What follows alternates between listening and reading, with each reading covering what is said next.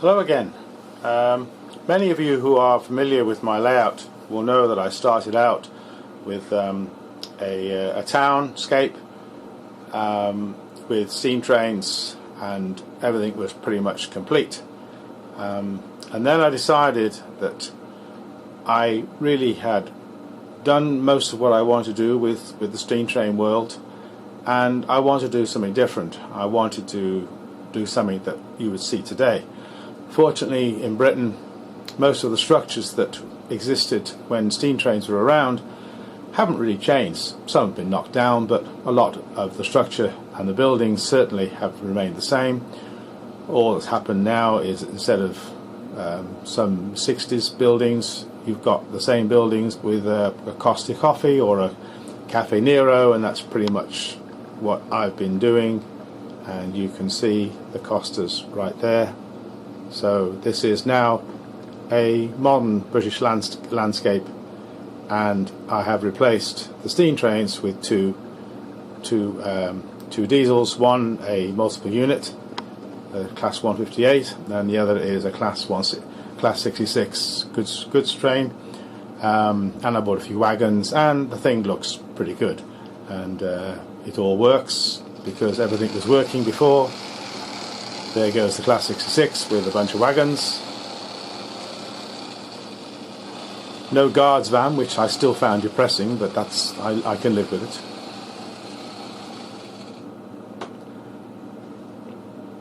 I can only go backwards and forwards right now because, well, I'll show you in a minute. Let me tell you about that later. But everything works beautifully. I've got all the points working, which is always a milestone. And then I'll just flip the power and you can see the other one move. I'll do this a lot better in later videos. Here comes the Class 158 heading out, and if you just extend your imagination a little bit, here it is arriving at the station, as it does on the wrong side, I'm afraid, but whatever. And there we go, and there we come to a stop. So that's what I've done so far. I've changed it from a steam train world to a modern world with very little change. There's a couple of things I will point out. The advertisements at the side of the railway have to be updated, probably to something like Nikon camera or something like that. Palethorpe sausages, I think, went away, but a lot of the stuff has now changed. I'm also going to change a lot of the cars. There are some modern cars on the railway, but some of the really vintage ones I shall just pack away and replace them slowly with what you would see today. But essentially what you have now is a town in the 21st century which has a lot of history in the 20th and 19th century. So, but then that's when I then decided that I still wanted to do more, and I'll show you that in a second. So for my next trick, I decided to come round the corner. I had enough of shunting my engines backwards and forwards. Some people like those kind of railways, and I'm okay with them, but I do get fed up sometimes. There is, if you remember my earlier layouts, some of you may recognise some of this. It hasn't changed an awful lot.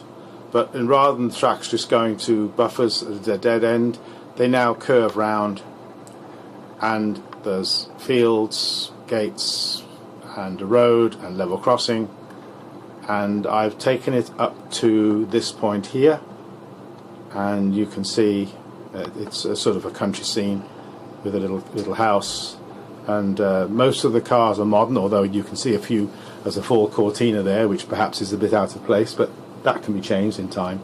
But most of it is pretty much what you would see today. And again, it's quite neat now because I've taken away the old level crossing and replaced it with the modern barriers that you get, and this image looks quite good as the Class 158 comes across and goes across the screen. That to me is what I'm looking for, and you can see that today in the real world, and you can see it on my model railway. So that's as far as I've got. Now I will show you the incomplete part to give you a perspective. So just to show you the join, there's the last piece of the the semi-completed part of the layout, and then I brought it around on another curve, and I'm going to create your standard loop. But this next part was as a result of me spending some time at Milton Keynes, which you may see in some of my other videos, where you can stand on the platform, and because Milton Keynes is a through station, the trains very often pass at high speed without stopping, and it really is quite exhilarating. And they come in on a long stretch of straight track into the station and either stop or head on. Plus Milton Keynes mixes northern engines like the Midland Marine and Virgin, but also the southern region runs into Milton Keynes. So it really is an ideal station to model. I'm not doing it completely because I like to incorporate other stuff as well, which I'll show you, but you'll get the basic idea. What I wanted to create here was a long straight run in to a modern station, and that's what's going to happen. So here's the run in. Not particularly exciting right now, but you get the idea. And it's going to be three tracks coming in, and then the station will be roughly here. So this is where the Milton Keynes or modern station is going to be. These are two things that I've made myself.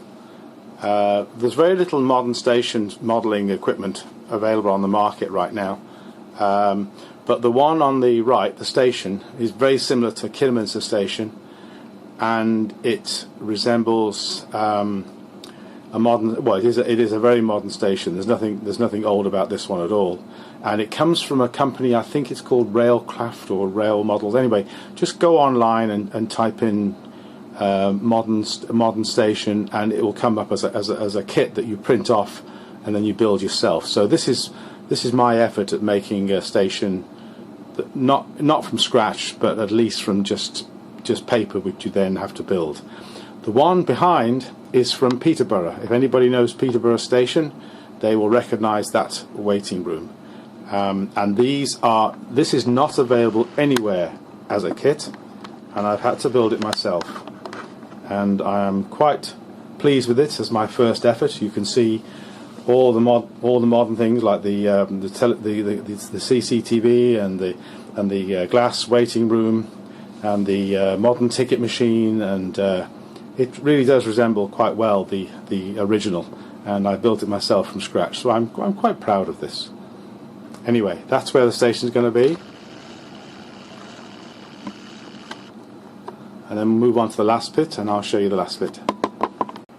Please excuse the cluttered garage space behind, but essentially I'm not a fan of walking under a model railway every time you need to get into the oval and operate it.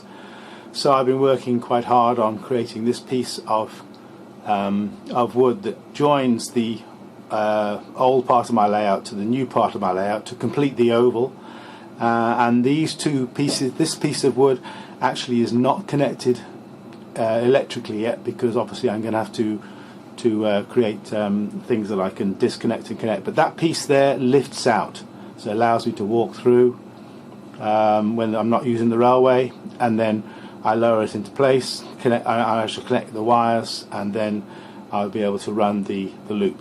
The tricky bit, as everybody probably knows, is lining up track when you haven't got the track joiners, and that has been quite a challenge, and I'm still working on that now. But you can see the little test wagon, and the little test wagon does actually go over the joins without derailing. So at this point I'm pleased. I think I've got a bit of work to do, but hopefully I'll be able to show you this when I've got it working, and you'll get the idea of what I'm trying to do here. Basically make the railway easily accessible, but at the same time be able to have the completed loop. There's more work to be done. I hope you've enjoyed this update. We railway enthusiasts are nothing if not dedicated. Okay, I'll